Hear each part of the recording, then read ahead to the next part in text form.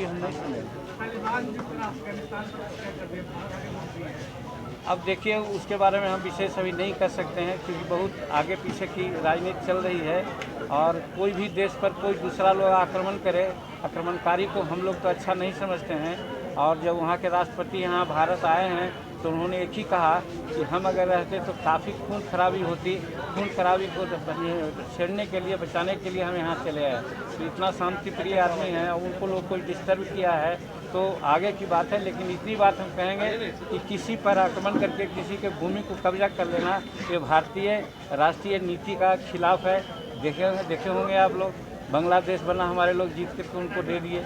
उसी प्रकार से अन्य तरह की बातें चल रही है। तो हमारी संस्कृति यही है कि हम लोग किसी पर आक्रमण नहीं करते हैं। तो आज वो आक्रमण किया है तो इस चीज़ को हम अच्छा नहीं मानते हैं। मेरा व्यक्तिगत सुझाव है या विचार है।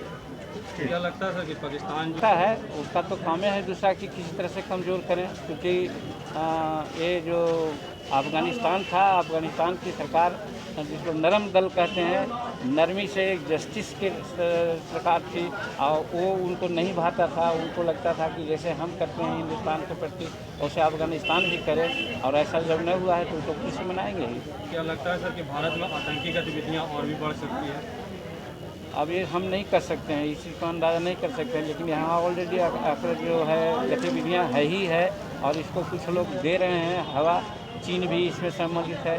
तो पाकिस्तान का तो कोई ऐसा है हश्र नहीं है, उसका कोई शक्ति नहीं है, लेकिन बाहरी शक्ति से वो कुछ ऐसा कर रहा है।